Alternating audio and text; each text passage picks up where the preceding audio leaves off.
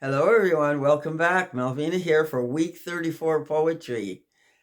Melvina Germain, Calgary, Alberta, Canada, Canadian poet. I have some poets I'd like to share with you today, but first, come and share a cup of tea with me while I read my poetry. Isn't she absolutely beautiful? Yes. And this hat she wears brings back such memories of my daughter when she was, painting her beautiful lines in her art studio. I just love looking at this. Exactly like that. The African lines just coming back from ancestry. It comes down the line, down the line. Anyway, come and have a cup of tea with me. Lovely. Yes. And feels so good on my throat, too. Patience is a very important thing. And I've decided this year that I wanted to really practice patience. So, any chance I get, I'm practicing patience. They say practice makes perfect, and I believe it. I wrote just a very short poem on patience. Matter of fact, it's only a four-liner. We must be patient too with here. We get probably, sad times and times we think we just can't do it anymore. Suicide is never the answer. This little four-liner tells you that patience, sweet be thy act of forbearance.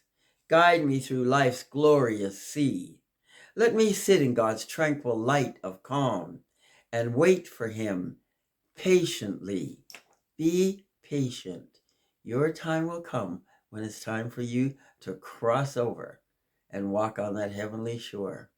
I'm not sure what happens when you decide to speed up the process. Another thing, my poems are mainly about reality, and sometimes some very brutal stuff comes through, but that's just the way it is. I have a poem here called Return the Pain. We've heard so much of how black men are being killed in America, and how our native women disappear somehow on the highway here in Canada. And we wonder, what happens to the people that actually hurt those people, killed those people, buried them out in the forest or whatever, killed them really for no reason, just because of the color of their skin or, their ethnicity? What happens to the people that do such a thing? So I wrote a little poem called Return the Pain. And listen to this one. Your pain condemned by the powerful few, no one standing or caring just for you. Demeaned in character, a valueless being, that was the shell the officer seen. Screams echo while piercing the air. Weeping like willows, you lay in despair. Haunting breath breathes the rage of a man, power hungry, ruthless, heavy hand. God's chosen being, the Creator's womb, brutalized by sinners' need to consume. That lonely night, a highway, nightmare blues, no account covered on the evening news. Why must women, who populates the world, bleed profusely as horrific insults hurl? How much pain must females endure while raging lunatics look out for more? Darkness will unfold in a slayer's poignant doom as his blood flows violently in a soundproof room. No compassion or remorse shall find the face of a killer who believes he has God's grace. Something to think about. Something to think about before you become so brutal and disgusting. Sea of Blue is another tiny poem of mine, 5 lines, written in 2016, September 23rd. Sometime it's best to say goodbye to those we once knew, though still alive and well, we drown in a sea of blue. Sometimes it's best to walk away and let them take their pain with them, because if they consume you, then you have nothing left to give. think about number one. It's very important to realize that you are worthy, you are important, and you don't have to live in someone else's darkness. A poem here, Questions. Did our Father in heaven send us here to struggle, fall, blunder, and break? To distance ourselves from all good upon each trying day we wake? To stray far from the smoothest path, to encounter only the darkest wrath, to walk the crooked, escape the narrow, to become vexed in pain, deep in sorrow? When we stop, sigh, and ponder long, realizing we live those old blues songs. On our own we took that rough road, where struggle begat a heavy load. We shook our heads and smiled within. Our struggle was the only way to begin. Now we've learned what we must do as we walk in wiser, brighter shoes. Yes, that's true. So true. Questions. Ember of Darkness is what I call an impromptu poem. It's just something that comes to me maybe in mid-afternoon or while I'm walking even in a department store, and all of a sudden something sparks and I think of these words and I have to stop, take out my pen and jot them down. There's always a little pad, piece of paper waiting in that purse just in case words come to me. Impromptu poem, Ember of Darkness. How does one break what is entrenched within the soul so deep? An inner struggle robbing a body of much needed sleep. Prayers uplifted time and time again. Still that wretched beast comes back to rob 1 times 10. I'll let you think about that one. Yes. And that one was written September 28th, 2014. Now we've just gone through, let me see, a few here. All right, that belongs there. I want to make sure they stay in the same order in case I read them somewhere else at some time. I'm going to do TikTok later, so I will be reading them again. This, No Mercy Doth Thou Bear. I'll just go ahead and read that one. In this world we will not share our land, for that we raise the higher hand. Bulls of hate stand behind human shields, worthless lives die in terrorized fields. Such thievery begat the needy and poor, gunshot wounds and death abhorred. Blood fills harrowed streets, whilst tower dwellers call the shots. Innocent civilians fall to their death, such killers do not care. One of theirs is worth 1,000 of the rest. Strip the streets of the cheapest lives, ne'er let one survive.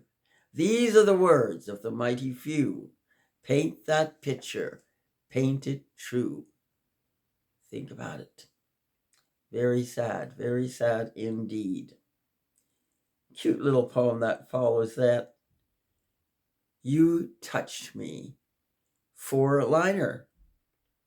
A man, a voice and song, a serenade just for me.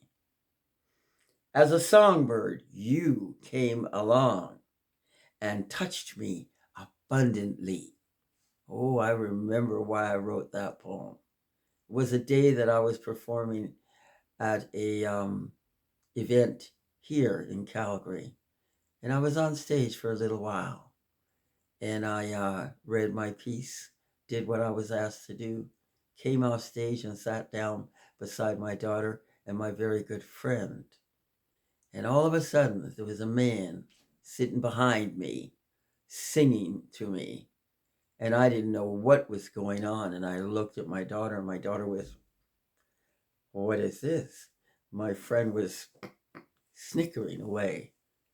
And finally, I just turned around. This man was singing all these beautiful Motown songs, and it's just amazing. Well, what was I to do? Later, I just wrote me a 4-liner so I would never forget it. And the story goes on, but I'm just not willing to tell the rest. How's that? Anyway, let's see what else we have here. A little while ago, I read some Did You Know about history in the United States, mostly, so much history from there, in different places in Europe and so on. But there's quite a history in Canada too of some things that, weren't right to do here. And I have a little tiny Did You Know reading here for you today. Have you ever wondered how many people died constructing the Canadian Pacific Railway? 17,000 Chinese men came to British Columbia between the years 1881 and 1884 as laborers and worked for $1 a day, out of which they still had to pay for their food and camping gear. However, the white workers did not have to pay for their food and camping gear, even though they were paid more money, $1.50 to $2.50 a day. You knew that the indigenous people were treated badly here. You know that the black people had their huge issues, especially in Africville and so on. And very seldom does anyone talk about the Chinese people. They had their issues too. I remember one man was being interviewed and he said, they didn't even want to sit beside me. What was that about? What was wrong with me? I saw that in an interview. A little bit of Did You Know? There you go. I've been talking to a friend for years now, practically begging her to quit smoking. I used to smoke myself, so I don't say too much about smoking. I realized that I had to quit. My doctor told me that if I didn't, I wouldn't make it. My lungs were that bad. I knew I had to quit, and it still took me a long time to quit, 2 years, in fact. Well, isn't that ridiculous? After being told by the doctor that you may not have that long. Lucky I made it to 2 years and kept trying all these different things, hypnosis, everything I could think of. I tried. Finally, one day, I made up my mind. That's it. I'm going to quit. I tried one last thing. I went to my doctor and I asked, please give me a prescription for Nicorettes. I was obviously ready to quit. And he did. I took those Nicorettes maybe for 2-3 days. Couldn't stand the taste of them. Didn't like nicotine anymore either. And I never smoked again. Well, my health improved. I was able to get busy and start bodybuilding and all kinds of great things for my body. The story goes on, which you don't need to hear all of it. But I gave that beast up. And I have friends that just didn't give up right away. Some did. All my family members now have quit smoking. My immediate family members. There's no smoking left in our family. But I have one friend I really love visiting with her. And this woman cannot quit. And other people that I've talked to, they can't quit. So have a list of excuses listed below as what they come up with. I can't quit because I've smoked over 50 years. Why quit now?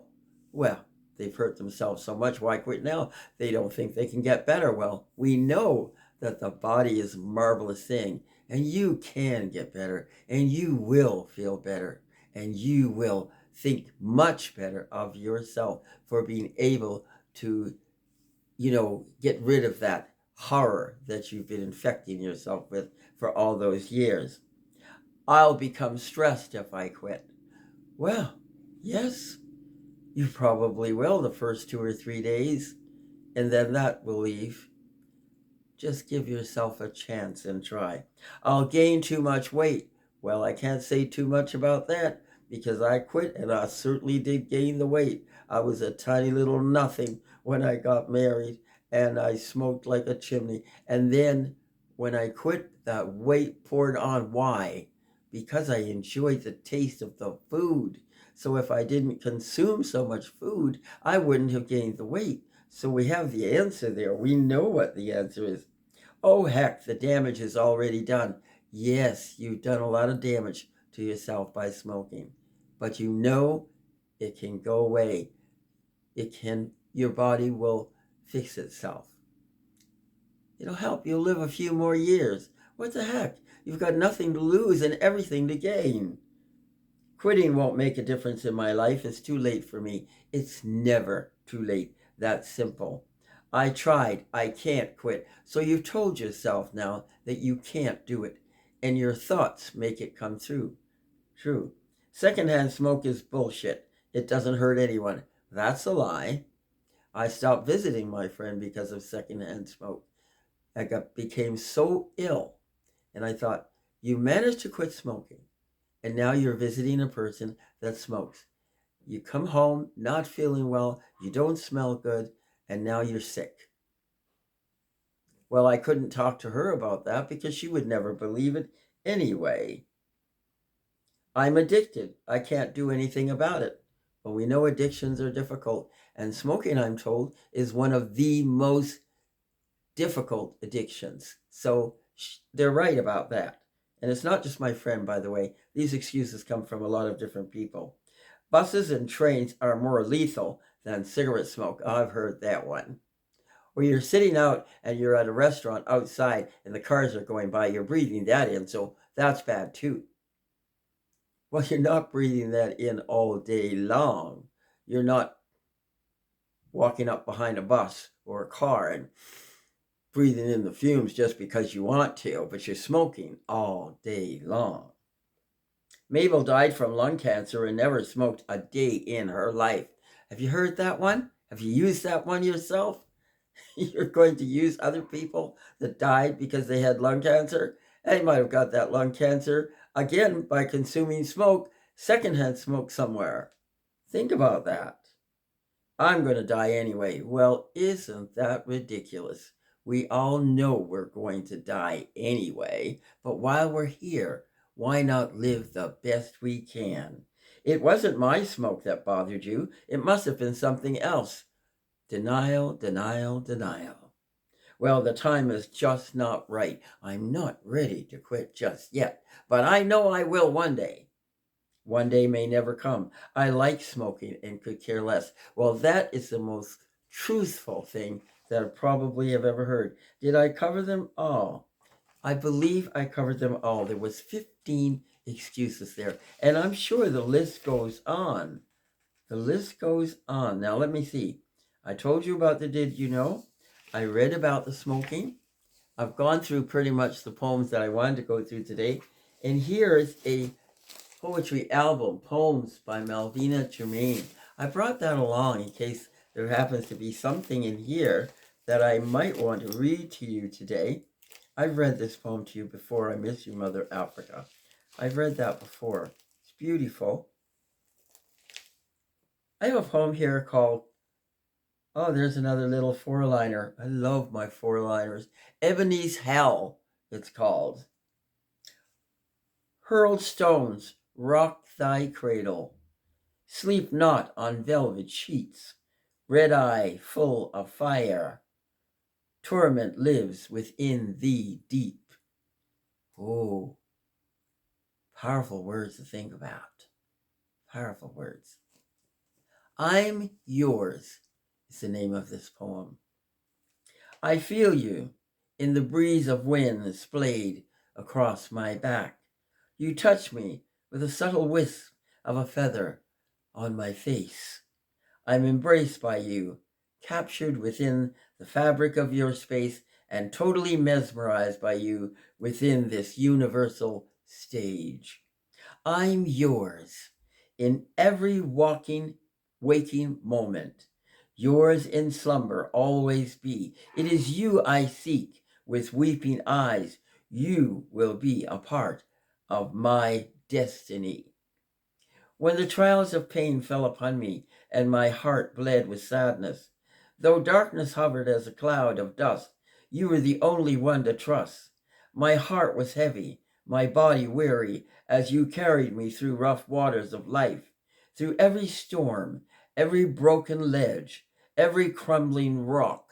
I did survive. Today, when the sun covers me like a glove, and tonight, when the moon shines bright, it is you who owns my smile, painted with the sunlight of hope. I treasure you night and day, my Father. I'll travel far and wide, from you I'll never stray. I love you, my Father. You are the universal King. I'm nothing without you, Father God. To you I owe everything. So I picked one out of this huge family album, and I'm going to end with that beautiful poem. And I want to thank you for sitting here and listening to my poetry this week. How about another little sip of tea? Cheers to you all. Thank you for coming by. Love you all very much. God bless you.